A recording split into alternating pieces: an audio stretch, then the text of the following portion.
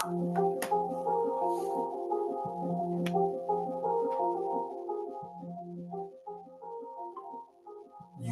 Entertainment, U5 Worldwide, giving thanks to the fans and the people that support us. U5, we did it.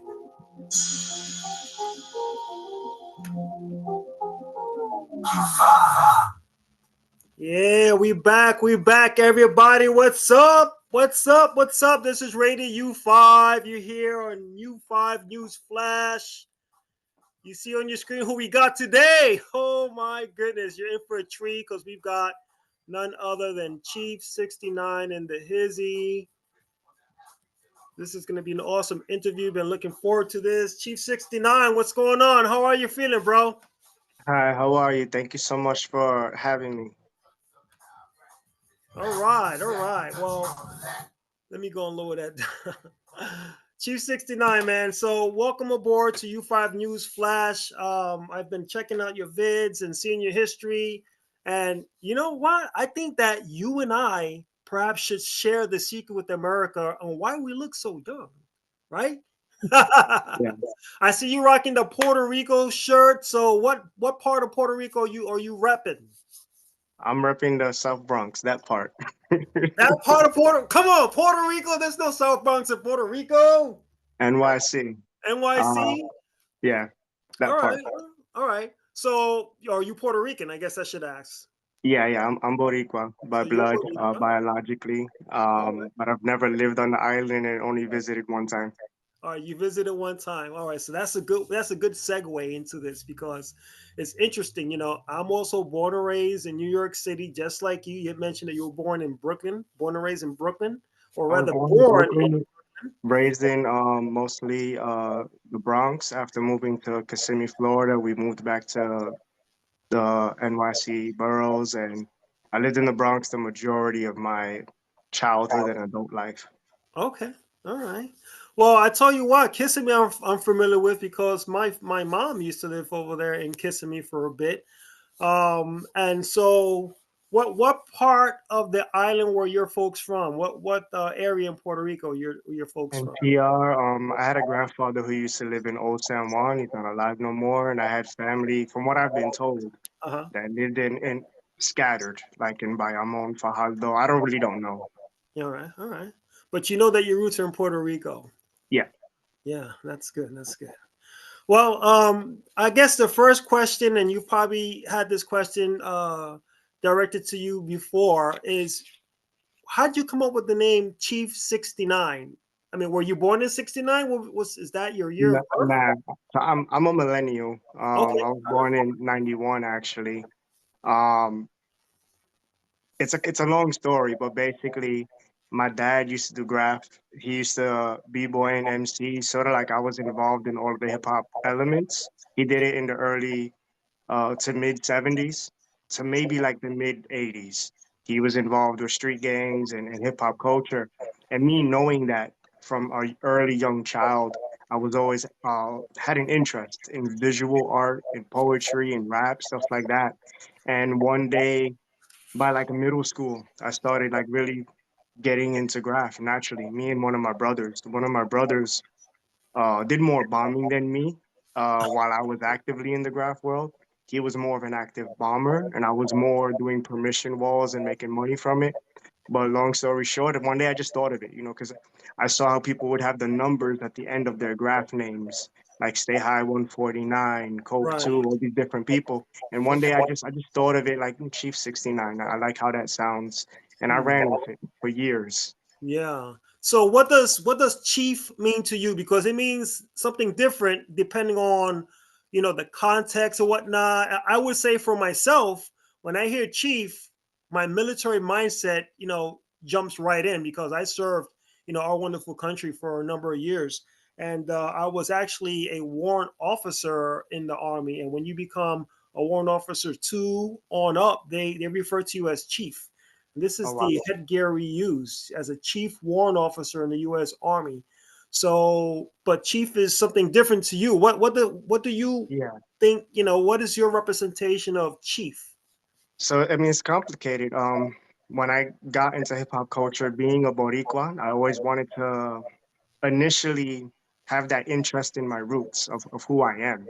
And when you look at the Boricua people from the island of Puerto Rico, the native inhabitants are the Taino.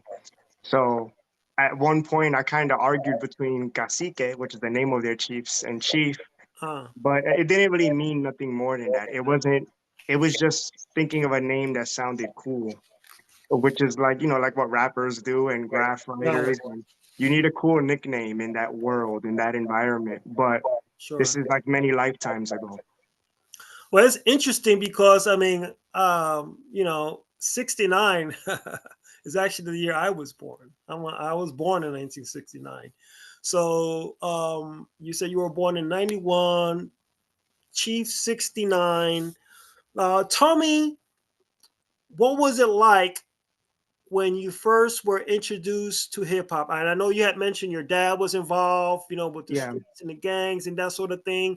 And people kind of tend to forget about how dangerous it was in Brooklyn in the 60s going into the 70s, and especially in the south part of Brooklyn. Yeah. Um, but tell me, how is it that what was it because of your dad that you got involved and started getting interested and curious about art and the hip hop culture?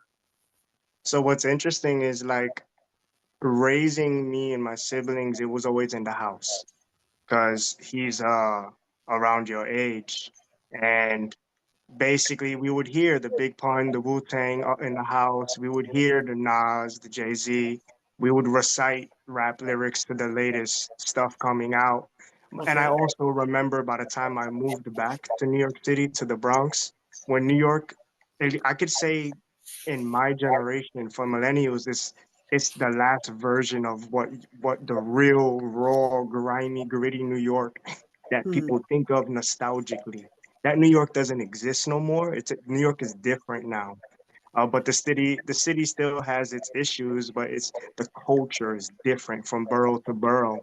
I From my see. father's generation to my time, you hip hop was more street orientated, and even the way that people did graph or rapped or did expressed the elements, it Right. was it was more of like on a conscious awareness or activism type of angle, or an angle of we're just gonna a youth rebellious culture. We're gonna be super creative and we don't care what nobody says.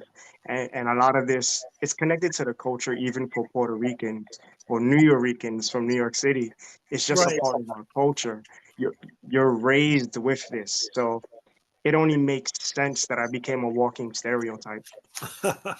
Well, I tell you what, the origins of hip hop in the Bronx, granted, all right, um, a lot of it was more on the positive tip, like all the introduction to calling women, BITs and NIG this and NIG that. I mean, that came later on. Like back in the days when you Yeah, listen to Curtis Blow, Run DMC, Dr. Jekyll, Mr. Hyde, The Treacherous Three. I mean, all these old groups, it was all about positivity. Even when in the early 80s with the Fat Boys and yeah, Stethasonic and even Public Enemy. Yeah, they were controversial, but there wasn't a lot of vulgarity and there wasn't a lot of it expressed and directed towards women and minorities and whatnot. And it was more of a wake up call. I mean, if you want to think about the woke movement, hip hop culture is the woke movement. That's like when you're waking basically, up yeah. and you're learning about, is it true that, when you look at the political spectrum, which I've been involved with as well, and you think about the 80s, what happened in the 80s? Well, you had, President Bush and his wife that were introducing, don't do drugs, right? And you Yeah. remember that commercial that come on, this is your brain on drugs, and you have, eggs being fried on the pan, and so while you had that occurring, you had a drove of drugs that were being introduced into our neighborhoods, crack cocaine, right? Yeah. You had the AIDS was just surfacing in the 80s, people talking about that. And then you still had to contend with what happened in the 60s with Dr. Martin Luther King getting assassinated. And it was Yeah. just a mess, not just in Bushwick, Brooklyn, or the Bronx or Queens, but here in DC, not far from where I live, it was the same thing. And so it's unfortunate how the dollar sign started, were flashing in the eyes of these producers and the executives. Say, man, there could be some money made out of this hip hop thing. And Yeah. what's unfortunate is that they wanted to go and push the whole, the whole the hip hop into something more, a little bit more deeper and darker. With like the gangster rap and all that was introduced from the West Coast and whatnot. I don't know. Do you think that hip hop could have been successful without the curse words and the vulgarities and the wars that occurred? And I'm not talking about Roxanne Shante and UTFO. Yeah, yeah. I'm talking about like those sorts of wars between the West Coast and the East Coast. Suge Knight and Tupac and all these organizations that were battling out. What do you think about that? I think you mentioned a very important point that from the 60s even to today, there's a lot of moving factors across the world. A lot of different things were happening when hip hop was birthed. You had the martial arts movement, you had Bruce Lee, you had that going on in the 70s to the 80s. You had the whole Reaganomics, you had all the political stuff, the crack Right. cocaine being introduced not only to America, but across the world.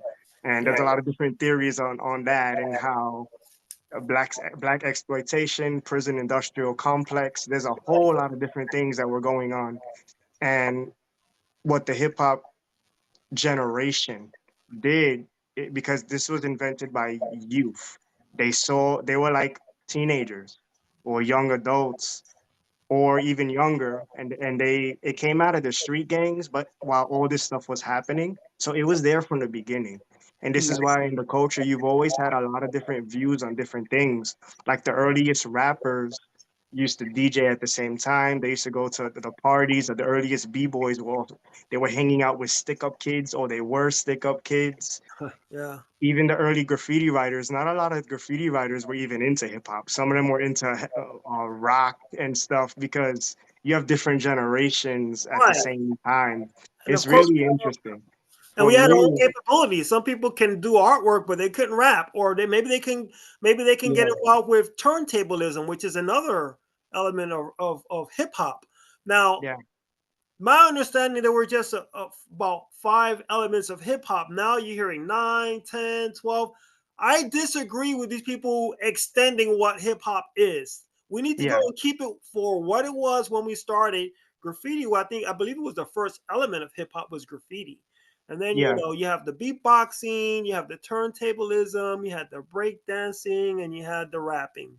Now they A want to lot of go it is and it's add more and interconnected. more and more to it. I heard KRS One talk about these other elements. So it's just trying to be all philosophical and whatnot on that. It's like it's no need for that. It's like that maybe they're a byproduct of hip hop and its origins, but let's not call them the original elements, because it didn't exist at that point.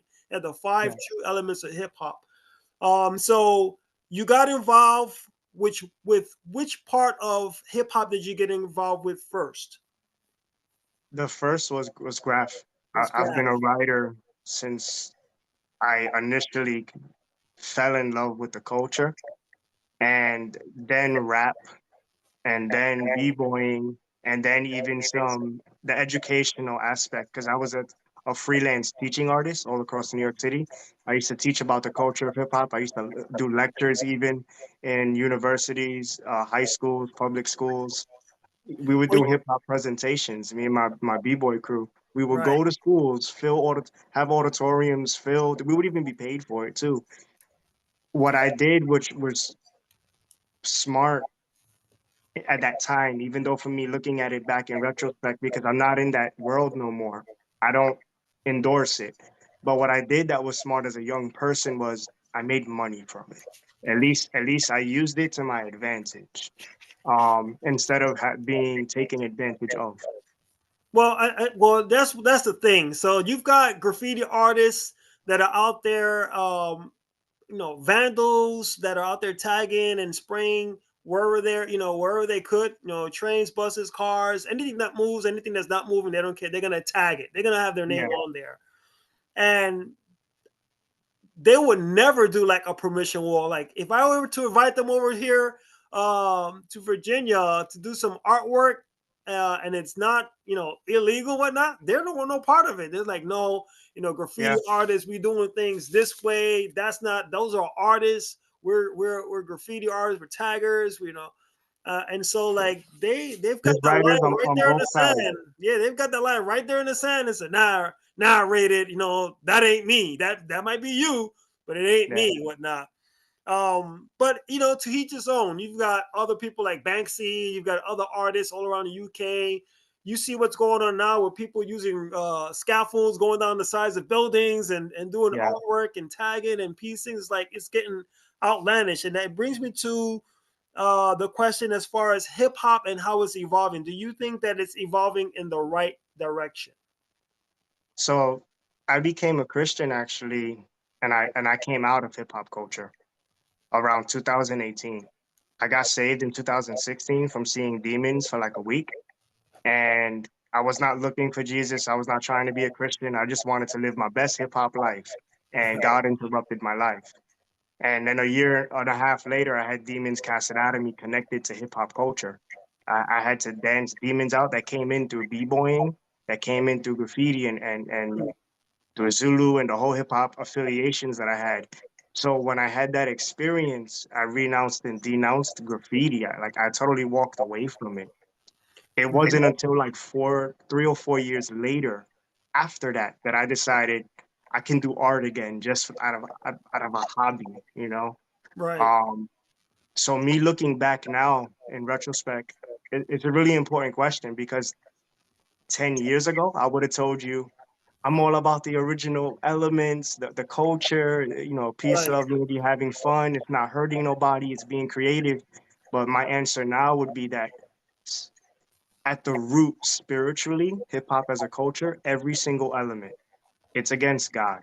So I do believe that God gave us the gift of art visually and poetry and music and rap. There's nothing wrong with these things.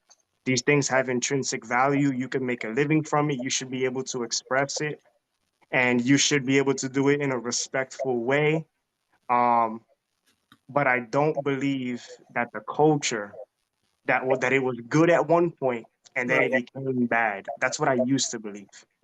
So you think that inherently it was always bad? Yeah. Now, when this was occurring, and we're going to get into that, 2016, whatnot.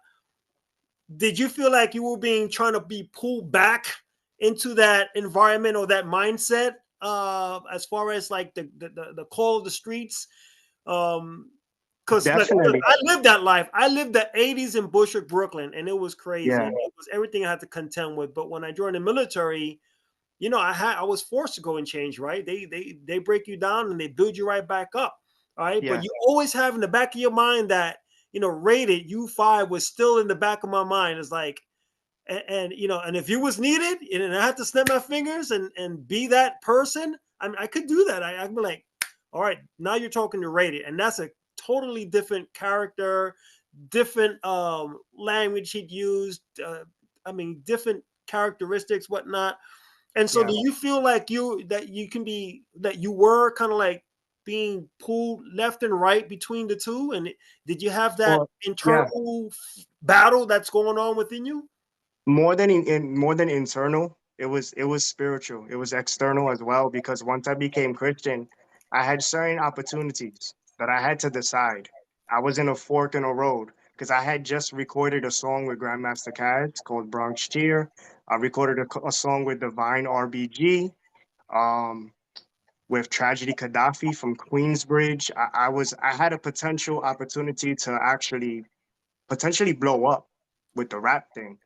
Right. Um, my dad told me one day randomly because I used to live by Corey Guns in the Bronx. He told me one day randomly, "Oh, this guy wanted to record a song with you." I don't know if that was true or not, but I had opportunities once I became Christian to still bomb, to still do graph, to still. What I did for like a year was actually Christianize it, and I was selling like hats on the street. I was still doing murals and whatnot. But I went from writing Chief 69 and I started writing Praise Jesus. Wow. And Wow. I That's started interesting. doing that. And that's Yeah. interesting because I just had Jesus Saves On, but hold that thought right here. I just want to share a little bit of clip of that interview that you had with DJ Malik here and see and just listen to what Look, you know, response. now, man, the graffiti, the mural is burning up, man. People getting shot in hip hop.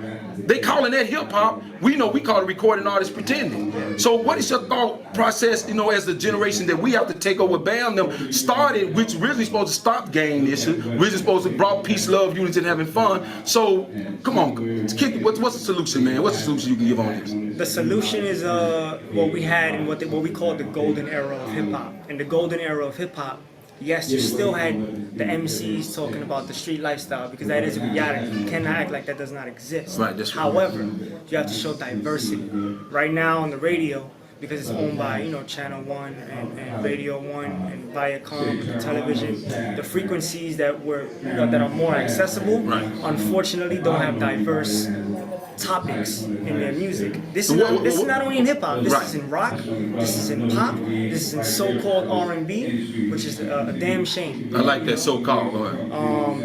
We went from what's going on and fight the power to Versace, Versace, Versace, Versace. You know, that's literally the transition we've made. Well, you went from a mural being graffiti into creating b-boy, because we was out at LaGuardia University, and this is my first time had seeing Chief 69. We talk, we build, but he went out and did the elements, man. He just wigged me out. He gonna bust a rhyme before he leave the show, but or hip hop, a real hip hop lyric. But what made you make a transition from the mural? Because I know they teach us we need to know all 5 elements or one or the other. But how did you make the transition to go from the mural into the writings in your flow?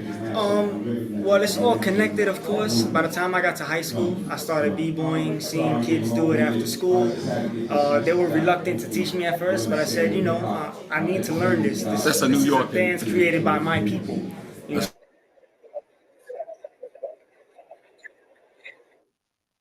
So there, I mean, there was you having that discussion, talking about how there needs to be more diversity. Yeah. And how things have changed and morphed from what originally was in hip hop to now. And you've got some big names. Unfortunately, when you look now, I'm kind of agitated and upset at the fact that there are a lot of people that we looked up to. When I was growing up, looked up to people like African Bambaataa and a lot of folks that are in the news now for bad reasons. And it's kind of like shoving a dagger right into my heart, because it's like, and these are the folks that we followed, when it comes to hip hop and the culture, whatnot, and seeing folks that grew up in Marcy Projects, grew up in Eastern Europe, grew up in Bushwick and other places, the Bronx, even Staten Island, Queens, Long Island, all these places, and now it seems like a lot of the dirt they did is coming back. And then now my generation as well, your generation as well, are looking at us and say, dang, these are the folks that we looked up to. And this is what they were doing. How shady, how disgusting, and how repulsive it is. Do you understand about the duality of man? The duality of man? Enlighten me. All right. So in the spiritual sense, the duality of man is kind of like in our inert nature. In our inert nature, we have the capability of doing good and we have the capability of doing bad. And all of us have it. I don't care if you're the darn Pope. I don't care if you're, leading a mega church, whoever you are, everyone has that inertly within us. And unfortunately, some of us have control of that, right? We can go and have control over these temptations that we have, or we have control over these triggers, that make you do things, these impulses and whatnot. And that's when you show signs of maturity that you are able to do that, because it's still within you. I mean, and so, when you're talking about 2016, when you've got these demons that are controlling you, telling you to do this, making you do that. My question is, was that more of that, like I said, in your mind battle, like, Chief, man, go take that, or Chief, tag up that truck. What you waiting for? What you waiting for? Or was that more of like something, or was it more of a demonic thing that was trying to use you for other purposes other than graffiti? Because quite honestly, a demonic force is going to take over you to go and do graffiti. It's a little bit of a stretch for some people to think about. But a demonic force that is going to control you to go and harm another person, or do wrong to another person, or commit a crime, or commit a sin, right? That's different. That's something that people could, yeah, I can see that happening. So I want to kind of like bridge the gap when you talk about these demons. Can you elaborate on that just a little bit? Yeah, basically it was like a week. I was literally seeing demons while I was awake. Like I'm looking at you. And as transparent figures and shadow figures. And I was never been so terrified in my life Yeah. at that point. And I had to literally stop everything that was going on in my life with that encounter. And I've never been the same since. This was not something that was fabricated in my head. I've always been straight edge, was never into popping pills, drinking, or smoking, even though I've had that around me my whole life. Me too. From you name it, everybody. It's in hip hop culture, it's in NYC. You can't get away from the smell of weed some places. It goes it goes to the walls. Yeah. But yeah, I mean, I had that encounter and I had to face it, and that could have that might not mean anything to a lot of people. So there's a lot of people every day. They have supernatural experiences. It doesn't mean anything and they go on with their life. I made that decision to take that experience and call on the name of Jesus, and then I stopped seeing stuff. Okay. And I realized, okay, I have a choice to make. And that choice, with a lot of prayer and getting a Bible, was realizing, okay, I can't stay living the same way. Now, as far as graph itself or like the elements of hip hop, these are creative expressions. Is it a sin to be creative? No. But there is a spiritual root behind these expressions. And that's what I get at when I say that these things spiritually, it's against God. My talent has never gone away. I have free will, and if I wanted to, I could bomb right now. I'm not going to, you know. Um, but yeah, that's that. So when you were involved with graffiti, because I know a lot of the graffiti heads are waiting for this, this discussion or this topic or this question. And by the way, for you guys that are joining us, this is Rated U5 Enterprises. I'm here with Chief 69 on this official interview right now, getting knee deep into this discussion. Extraordinary young man, born in Brooklyn, but raised predominantly in the Bronx. And I wanted to find out what are the crews that you represented when you were involved in graffiti. Yeah. So when I was in at the peak of my hip hop life, I was the chapter president of the NYC Mecca chapter for the Bronx Boys Rocking Crew, or TBB. If you ever watch the old graffiti movie Style Wars that shows Cap One, before that movie, he used to be a part of TBB when he was a little younger. A lot of people don't know that. And Rocksteady Crew, where you got Crazy Legs and Ken Swift, Frosty Freeze, those B-boys from the 80s. Rocksteady Crew actually came out of TBB. Crazy Legs used to be in TBB. And then he went off to venture on his own and formed RSC with a whole bunch of other people. All But right. Okay. so I used to represent that crew. I used to be a part of the Universal Zulu Nation. I was a chapter leader for Chosen 33 chapter in Bronx River Projects. That Wow. chapter has been active. It might even still be active today. It was active since like 95 in Bronx River. So my brother Um, my brother used to be involved somewhat with that. Now, whereas the Zulu Nation, were the 5%ers a part of that, integrated within that, or is that something totally separate? So 5%ers, they're an offshoot of the Nation of Islam. 5%ers started like in the late 60s. Hmm. Even though they're not a part of Zulu Nation, some of their beliefs, their ideology is actually taught in Zulu Nation. Are, So when I joined Zulu Nation, I had to actually adhere doctrinally, like to what they believe, and I had to receive some of what they teach from 5%ers, from Nation of Islam, Nation of Gods and Earths.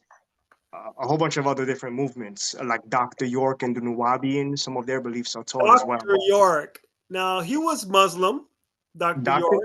Dr. York formed his own religion, actually, Right. called And Nuwabian. so glad you mentioned this guy, but who were the ones that called each other God? Yo, God, yo, God. Who were It they? was it was mainly 5%ers or Nation of Gods and Earth. Rappers like Eric Rakim from Eric B. and Rakim, Busta Right. Rhymes. These are 5%ers. Wu-Tang members, they're 5%ers. All right, so for you guys that are listening right now, he mentioned a name that I haven't heard in a long time. It was Dr. York. And if I remember correctly, growing up in Bushwick back in the late 70s along Bushwick Avenue, it was predominantly Muslim community. And, you know, you'd walk down the block and all you hear is Assalamu alaikum, malaikum salam, kefahale. And you hear them, you know, having their discussions. And Yeah, there was this group called Passion. And Dr. York was either the leader of the group or a part of the group. And they were a Muslim group. And it was a little bit of um it was a little bit of an offshoot, because if you figure most of the Muslims, they were very, very centered on the Islamic faith. And seeing that sort of kind of Motown feel with this group called Passion, with Dr. York was a part of, I don't know whether, I don't think it was really well received by the overall Muslim community. So I don't know how far he went, but Dr. York was certainly a part of that. And I've got that the CD here, Star Wars. I was just looking at it a few days ago with Cap and all the others and whatnot. And you know, there's a lot that's going on with hip hop. I remember you've got hip hop through the years and these DVDs that come out and start talking about, you know, some of the hip hop movement, DVDs with turntablism, a lot of the big events that occur overseas. And so now going back to you, how was your relationship with your family when you were involved with graffiti, and how is it now that you've kind of walked away. walked Yeah. away from that? Yes. So when I was in the hip hop world, I was embraced by my family. I was loved. um, my brother was a really active bomber in the Bronx. My dad used to write. My mom's cousin was a writer, used to bomb since like the 80s. I actually have a bunch of relatives who are writers, which again is not a shocker. I'm Is Puerto your, Rican is from your New dad York still City. with us? Is your dad still with us? Yeah, he's still You alive, and kind he's of kid still him with, do you kind of kid with him and say, "Your dad, what you write? What you write?" nah, my he's still active in hip hop. Really? Um, connected to certain people, but I walked away. I made that personal choice. I have a lot of family members who are still in that world. Um, that's their choice. You know, at the end of the day, I love them, and I thank God for them. Wow. Well, we've got one other question for you before we go and check out this clip of you. I believe that you were doing some of your fancy footwork when you're breakdancing. But describe graffiti in Orlando. Were you involved in graffiti there in Orlando, Florida? Kissimmee, rather? Nah, it wasn't until I was maybe a teenager that I started doing graph. I've done legal work and illegal bombing in NYC, New Jersey. I've even had my art in. I actually wrote this down. We're talking like almost a decade ago that I used to be involved. I actually had to write it down. That's how you know I'm getting old. Um, Don't I say did the it. old word. That's a dirty Yeah. word. I did it seriously like 2009 to 10ish to 2018 graph. And the only reason I really stopped again was that spiritual experience. And I tried to Christianize it like a year and a half. Huh. I've collaborated on art murals and canvas with artists like Snake One, Cope Two, Germ, Bomb Five, Lava One and Two, Caster, Cyanide, SMC, Too Easy, Jesus Saves, Sloan, Cornbread. Even I did a canvas with him. I've sold commissioned art to clients, and I had art displayed in galleries and other types of places. Exhibited in Vermont, Connecticut, Japan, New Jersey. But mainly, most of my art and hip hop experience and adventures were in New York City. Hmm. Um, so yeah, so that's that. Okay. Well, let's check out this clip over here. And I think that you might have I don't know if you were dancing in this one. Oak Park. You talking about? So beautiful, so beautiful. Give it up one more time for yourselves. It's a nice day. So, I represent TBB, the Bronx Boys Rocking Crew. Many of you may have never heard of that. It's one of the original b-boy crews from hip-hop origins. Hip-hop did not start in the 80s, but the 80s is when it went around the world. That was what we refer to as the exploitation or the golden era, depending on how you look at it and who you talk to. But it started in the 70s, really. Coming out of the whole, civil rights movement and the whole activist thing that was going on with Malcolm X, Martin Luther King, American Indian movement, Vietnam, a lot of things are going on that led to the whole b-boy thing. TBB used to be in this park right here, Pole Park. You used to have Chrome, DJ Chrome, you used to have Beatman, you used to have a lot of these early b-boys, Spy, Beaver, Zulu Kings, Salsoul, Rockwell Association, Mighty Zulu Kings. These are all the other crews that were around the area. And when TBB broke up in '79, Rocksteady Crew came out of TBB. Rocksteady Crew hit the world by storm, and y'all know the rest if you look at TV. Rocksteady So Crew. we're gonna do a little performance demonstration for y'all, whatever you want to call it. But before we get down, I want y'all to actually know what you're looking at, because a lot of people, they don't know anything about the dance. They say it's nice, it's acrobatic, but you don't know anything about the dance. Again, what we're doing is called rocking, going off, b-boying, or b-girling. As practitioners of this craft, we do not call it breakdance. That is a media coined term. We do not call ourselves breakdancers. This is created by black and brown youth who call themselves rockers, b-boys and b-girls. The same way if you do graffiti, it's not really called graffiti, it's called writing, and you're a writer. And you don't write poems and essays and stories, but respect to that, you write your name with style. If you're an MC, you don't call yourself a rapper, right? Y'all get the point. So, hit that. Y'all can make noise too when the music is going. All right, Chief 69, gonna get busy. Here we go. 69.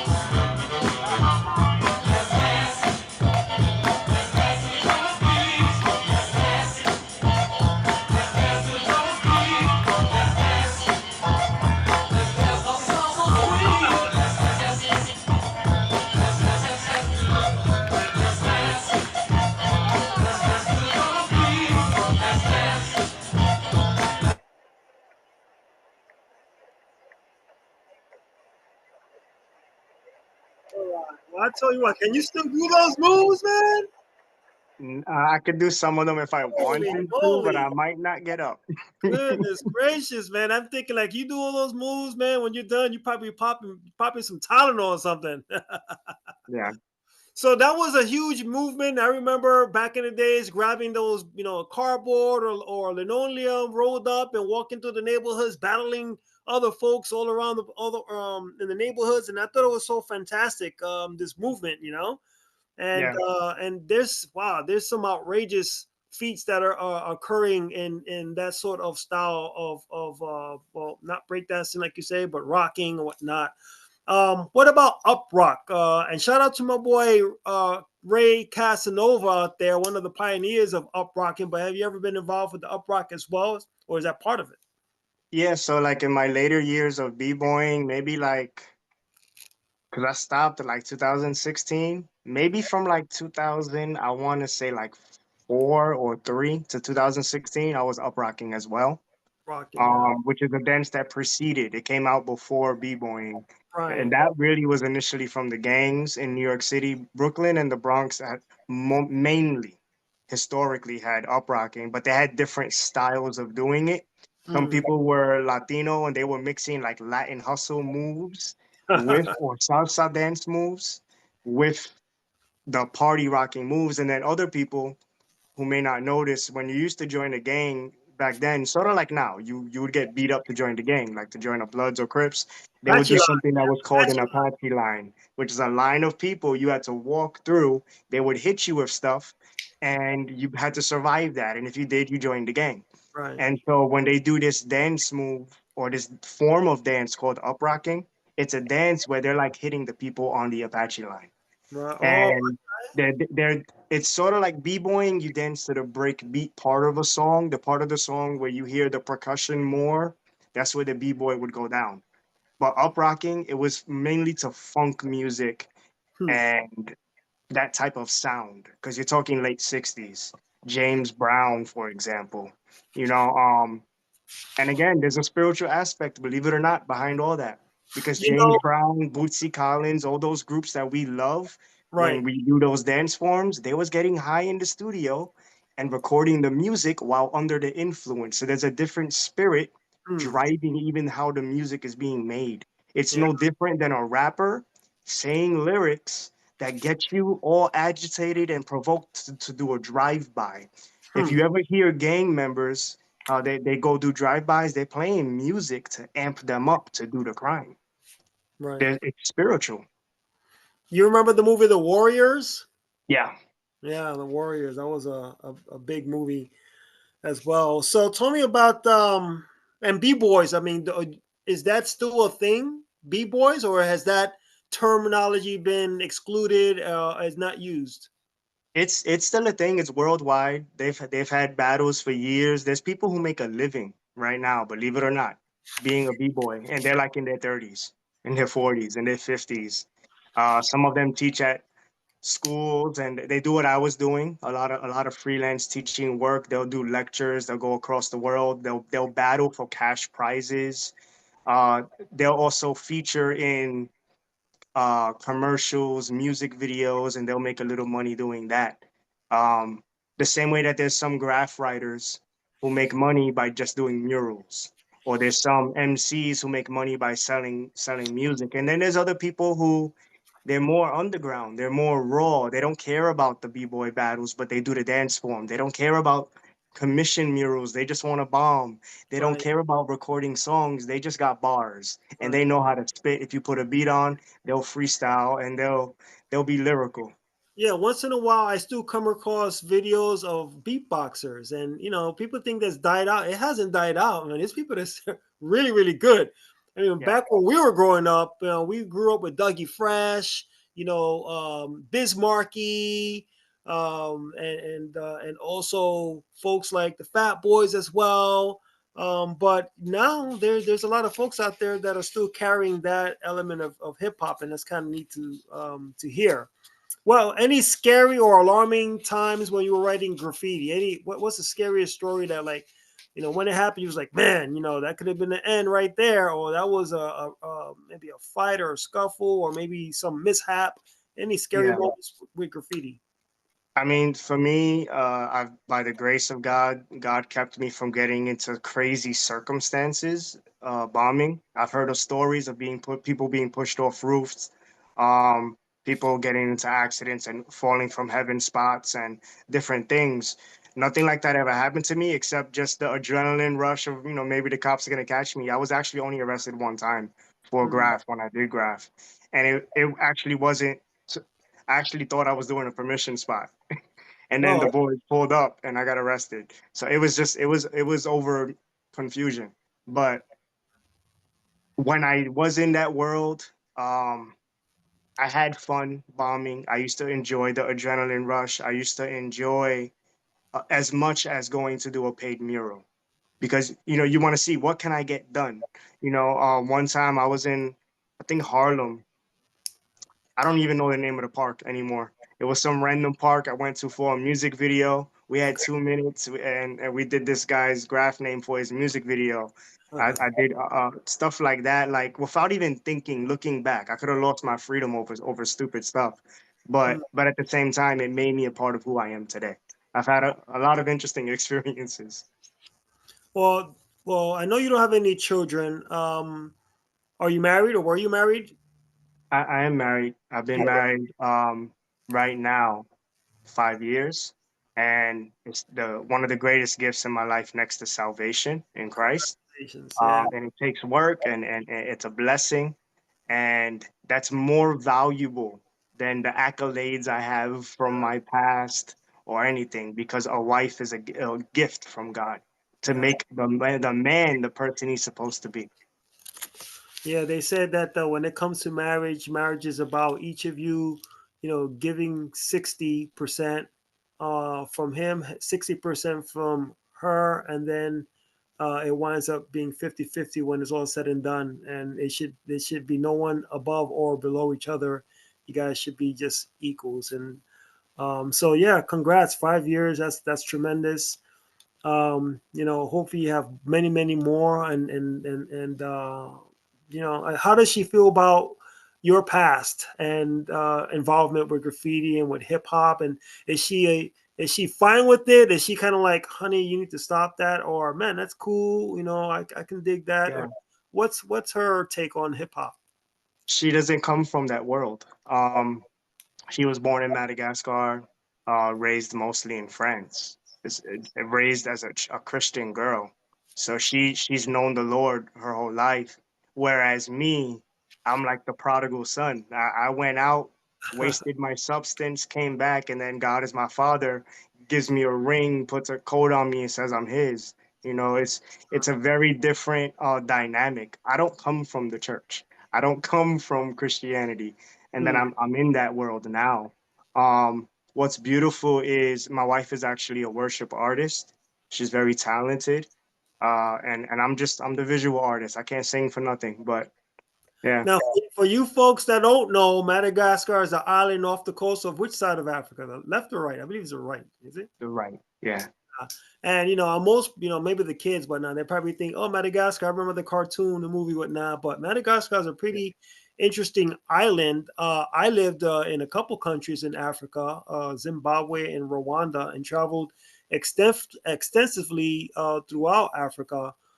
And I can tell you that, apart from Madagascar, the only other interesting island I can probably think of is maybe I don't know. I think maybe New Zealand for the original creatures that they have there. Because in Madagascar, you guys got the lemurs over there, right? Those yeah. It's very interesting, and even what's interesting on the whole hip hop thing, it's there too. It's really all there too. hip Yeah, hop in Madagascar. yeah, it's there too. Have you been there? Not yet. No. But I live vicariously through the internet for now. You got to make a trip there to her mother country. So Yeah. yeah. And so what any regrets that you have? Any regrets that you had in the past regarding hip hop or maybe things that you hadn't completed and want to get complete? Yeah. Um, no regrets. I know my life experiences made me the part of the person who I am. For some of people viewing this or listening, you're only willing to even listen to me because I actually came from that world. There's people who are fans of hip hop. They're enthusiasts of the rap music. They like b-boying, but they're not from that world. So whatever they have to say about it doesn't really matter. I actually came from that world, but I left it. And it's the grace of God I left unscathed. It's like someone leaving a gang. When someone leaves a gang or leaves prison, you're never the same. Some Right. people regret it, but I mean, it makes you who you are, you know? So I don't regret it.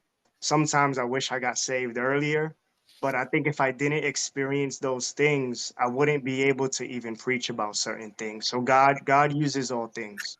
So are you involved in rapping Christian rap or anything? Not as a priority. I can rap whenever I want. I have recorded with my wife and just Okay. randomly here and there, just as a hobby. Just like, okay, I feel like spitting today, so so I'm gonna record a verse, and Uh, you know. that's pretty interesting. And have you ever encountered that gentleman I interviewed for the last segment, Jesus Saves? Yeah, I've met him at over the years at many graffiti exhibitions where I had my work at Right. hanged and Okay. sold, and I've actually even freestyled with him, like outside of galleries. Really? I even Okay. did a mural with him. We did a mural with me, him, and Too Easy.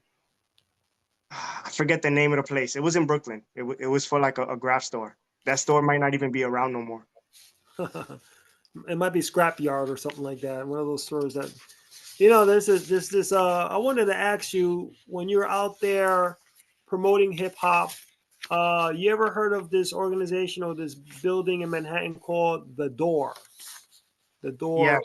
I used to dance at the door when I was in high No school. way, are you Um, serious? B-Girl Rockefeller and B-Boy Quickstep.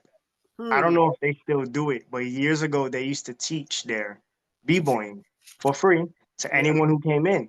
And when I started going there, I was maybe like not a freshman the year after in high school, and I started going there, and but I wasn't taking the culture seriously. I was just doing it for fun. And then over the years, I stopped going. But yeah, I know about the organization. I used to get free dinner there too when I left. Yeah, I used to go hang out with a lot of U5 members, Sony, Audi, Niker. We used to go out there to the door and get involved with all the things they did there. It was pretty interesting. Let's go and share this last clip before we wrap up this interview. I don't want to take up too much of your. Do b-boying in a Christian way, and about 2018 I had demons casted out of me and I couldn't do it no more.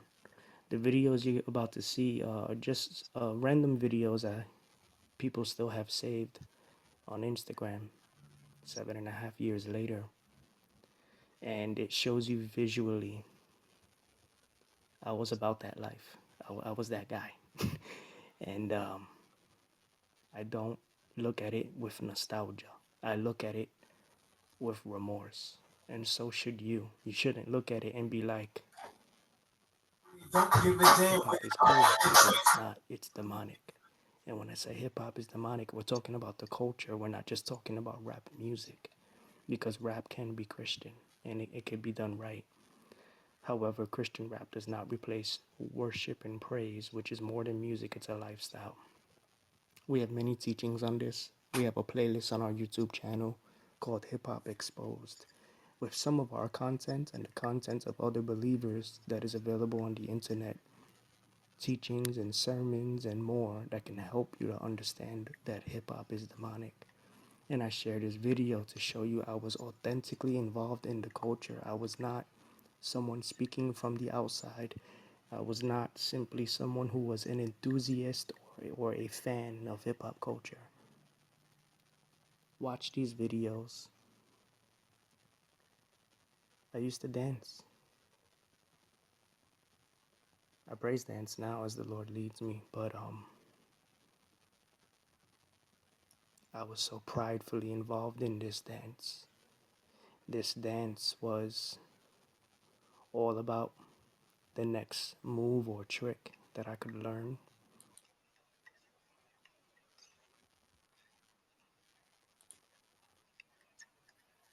Wow, that is pretty deep right there. Because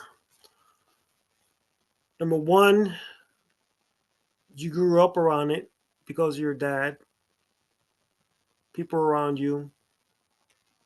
Then you felt like you had that supernatural experience.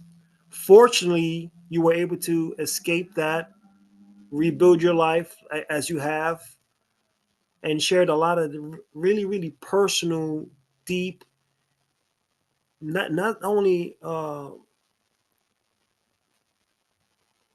the words and the way you express yourself. I mean, looking at you, you look like a person that never been involved in any of that stuff. Yeah. When I see these videos and I see this guy, and now what you've become, how you've been able to manage to get yourself out of that situation, not only in your mind but also progress and push through that. Now you're reaching back, and this is very difficult to just reach back and start not contesting the hip hop in itself, but telling folks that there is that side to hip hop that can absorb you. It can leech onto you. It can grasp you and never let go. I mean, you see Yeah. that unfortunately with a lot of these elite rappers and singers and entertainers, that they get soaked up, and it doesn't have to just be drugs. It doesn't have to be the woman. It Exactly. just for the fame, the glory. They want to be out there in the limelight. They want to live that life. They want to be driving the big Bentleys and getting all this money and getting whatever they want. But you see, it doesn't, in the end, it doesn't matter how much money you have. It doesn't matter how popular you were, that you were, even if you were a pioneer in the hip hop industry, if, Yeah. if you're behind bars, where's your legacy now? Like, what what can you what can you go and pass to the next generation, other than this big mistake, this big mistake that you've committed or whatnot, and now your legacy is it's really ruined. But Yeah. is there a manner in which we can go and salvage the hip hop culture, the true hip hop culture, from the very, very onset and its early beginnings, and maybe kind of filtrate that out and push it out? And what organizations are doing that sort of thing? Um, I would say if you're a creatively inclined person, whether musically, visual art, let's say you're a writer, your viewer or listener of this video, you're more than likely a writer, right? Whether you did it in its heyday, or you still do it as a hobby, or you go out and bomb, or you do commission work, I want you to look at it this way.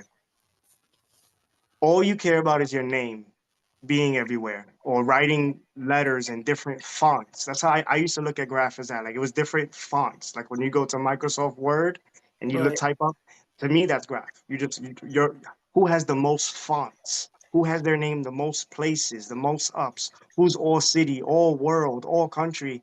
That mentality, what is it really worth in the end? It's self-seeking, self-glorification, and you may not want to hear this, but the truth is it's prideful.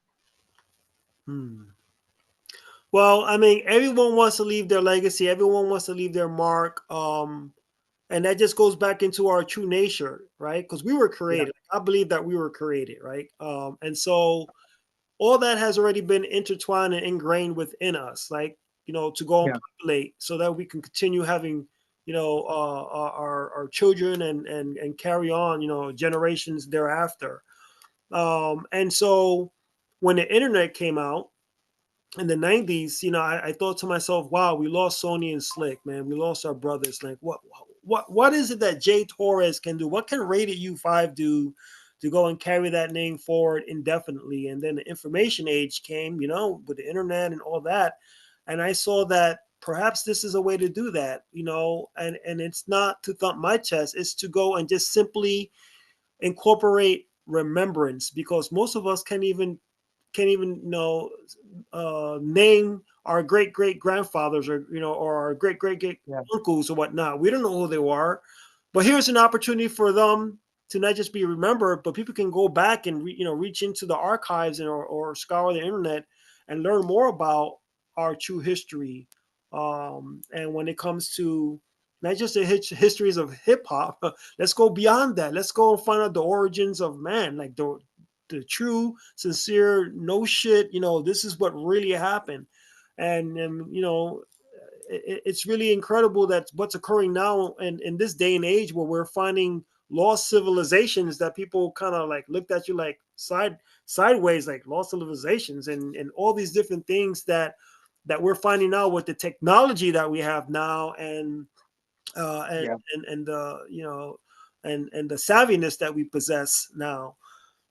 So with the hip hop culture, I think that it's going to continue to evolve. I mean, right now you go on YouTube, you can see people showing you how to go and do a throwy and a tag, and and everything else. And also, and on the plus side, is giving people an opportunity like yourself to go and share your story, not only the positives but also the negatives, and what to look out for, and to be very, very careful, because you can get wrapped up into it, and and fall like others have fallen. So Chief 69, I really, really appreciate your time. This was an awesome, awesome interview. Very, very deep discussion. Very, very personal discussion. I think that all of us have a point in our lives where we're fighting the demons within ourselves. And at this point, I just wanted to go and just leave the floor open to you with any shout outs that you have, anyone you want to name out there. It's your time. It's on you. Yeah. I'll share a little bit of what I wrote. I did wanted to share, just to share a little bit with the audience. Again, a little bit of what I left, what I walked away from. Sure. I was featured in many outlets actually to promote my dancing, the art, the music. When I was in that world, I was featured in places like Brooklyn Hip Hop Festival, Bronx 12 News, South by Southwest Festival in Austin, Texas.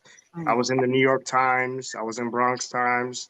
I was a part of the Red Bull Mass Appeal Art Exhibition, collaborated with like 10 street artists and Eric Hayes for Rite of Passage. I did art at NYU University.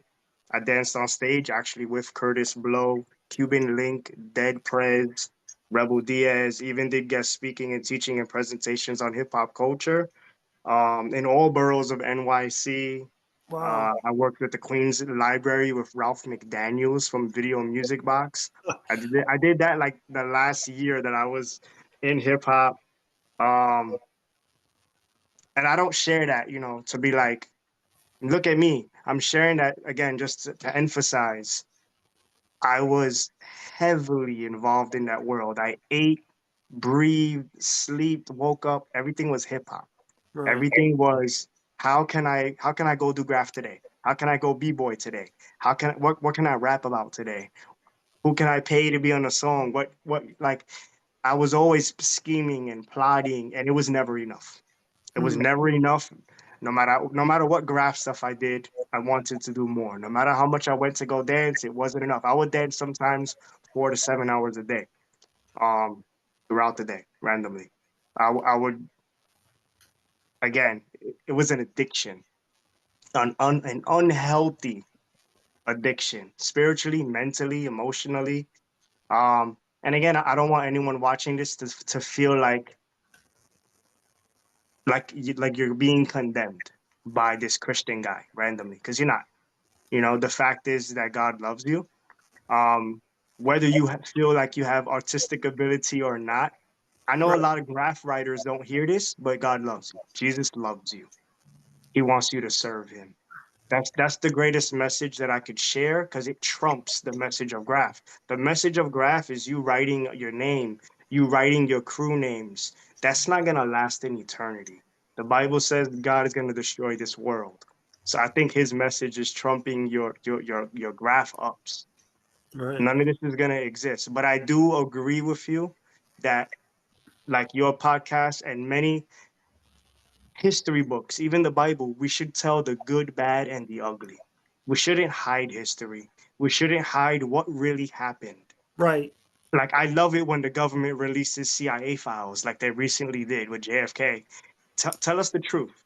Let's Right. look at it from all angles, because then you can make an unbiased, critical opinion about things. I Because just a say lot, let's start with the truth. Like, let's just get the truth. yeah, And look, I was a presidential candidate. I ran. People like, what? Really? Yes, I did. Obviously we didn't win, but the point was made, and the point, we actually got a large number of votes. But my thing is like, I'm tired of seeing that pendulum swing back and forth. Same old thing. Democrats, Republicans, and I think that Americans would just rather just give us the truth. we grew up. I grew up, thinking that Christopher Columbus we were taught discovered America, and Yeah. I can still remember, my teachers telling me, "Oh, we've only got like 20 years left of natural reserves, and then it's all gone." I mean, all these different lies. I mean, and they knew the truth back then, and they know the truth now. I think we should just start with the truth, wherever that might be, and it might be something that's going to shock the system, right? It might not be something that you were even brought up with thinking, or maybe you're, what you're thinking now. It might be completely different. But I'd rather die knowing the truth, and I'll be comfortable with that than living a lie, whatever that may be. Yeah. But Chief 69, for a person that is as young as you are, you've accomplished a great deal. You've been around a lot of big names, that people were never, afforded, given your upbringing and whatnot. And I commend you for what you've done. I've been looking at your videos for the last few days, and I think, wow, this guy's he's been around. And when you're naming names like that, you had mentioned also out there in the Bronx with Bomb Five and all the others. FX crew, shout out to them, shout out to my cousin GA and others out there. um yeah, it's extraordinary. So what happens now? Are these folks still reaching out to you, or they say, okay, Chief 69 is done, let's move on? I mean, do you still Yeah. have a phone call, email? I think I'm just written off like Lauren Hill was in the 2000s. There was like she went crazy. uh, all she needed was that one album. When she dropped it, and look, yeah. So I'm the Lauren Hill of the elements, there you basically. go. That's what's up. Any last shout outs for you before we end this? Nah, I want to shout you out, and I appreciate you giving me the space to just share my story. Like I said, I believe stories are important, and I still love art. I still do art. I'm a forever going to be an artist. If you are, whether you're a writer or an artist, do art. Right. Art is good. Art makes the world beautiful. No one likes ugly blank walls, anyways. All right. Well, there's Chief 69 right here. You heard it from him, the man himself, Chief 69. That's what's going on. This is Rated U5 News Flash. Hopefully, we get a chance to bring you back on in the future. And so we'll see. But other than that, this is Rated U5. Peace out, and look forward to the next episode. Who knows who that'll be? But thanks a lot, Chief 69. That's what's going on. Thank you. Kingdom. Rest in peace. Sony, Slick, Ass, Zan, Heck, Show, and DG.